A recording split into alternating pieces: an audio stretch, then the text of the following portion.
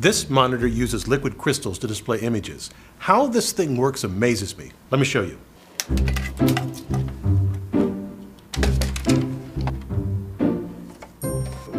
Let's start at the back of the screen. If you look here, you'll see a row of LED lights at the bottom called the backlight. These are the only lights in the monitor. Next, I'll put in what's called the optical system, which makes the light even across the back of the screen. Now, the first sheet makes a nice, even white background for the light. The next piece is called a light guide plate. You can see it's covered with dots. When light enters from the bottom edge, it propagates down the plate by total internal reflection, unless it hits one of the dots. And they make some of the light rays emerge out of the front. Then engineers place a diffuser film. It helps eliminate the dot pattern from the light guide plate. Then comes a prism film. You can notice here that where I have the sheet, it's much brighter than where it isn't. So at this point, if we put the last diffuser film on, we have a very evenly lit surface, all from the single row of LED lights at the bottom. The backlights are always on, but what controls what we see is this piece of glass. It functions as a shutter. At the back and front of the sheet are two polarizers. They stick tightly to the piece of glass, but let me illustrate it with two sheets that I have. If I lay this sheet on the optical system, you can see that it passes light. And if I put this piece on top, it also allows light to pass. But if I rotate it exactly 90 degrees to the bottom sheet, you'll see the light disappears. The bottom sheet creates polarized light, which will only pass through another polarizer set to the right angle. Now, of course, in this LCD monitor, the front polarizer doesn't rotate. Other than the on-off switch, the monitor has no moving parts. Instead, what we do is we place these two polarizers 90 degrees to each other, this configuration that allows no light through. And then, if we want light to pass, we twist the light within the glass pane to match the front polarizer. How? Well, it's the simple-looking piece of glass that does all the magic.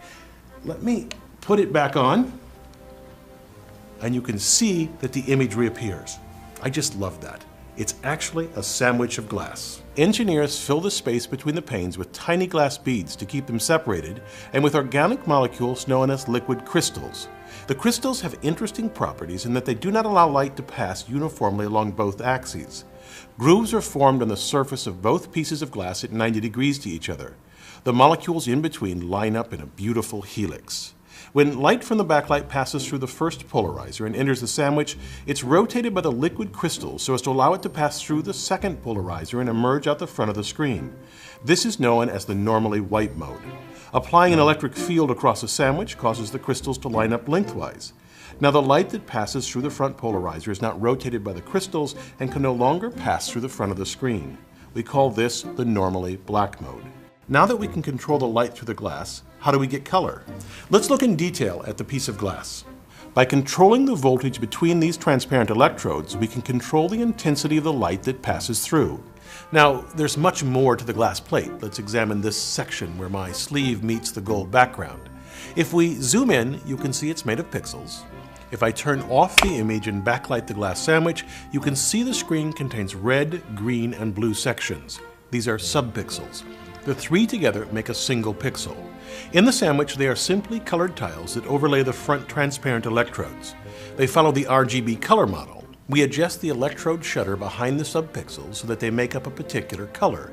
For example, to get the color of the blue in my shirt, we set the red subpixel to 12% of maximum intensity, green to 21%, and blue to about 50%.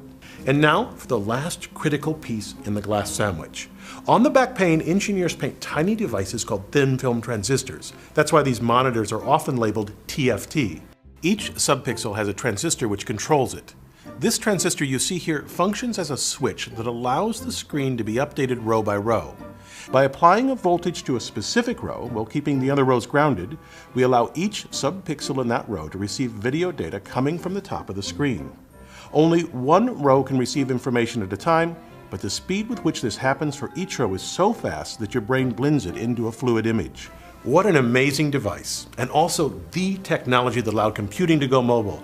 Imagine laptops, cell phones, and tablets without lightweight screens. I'm Bill Hammack, the Engineer Guy.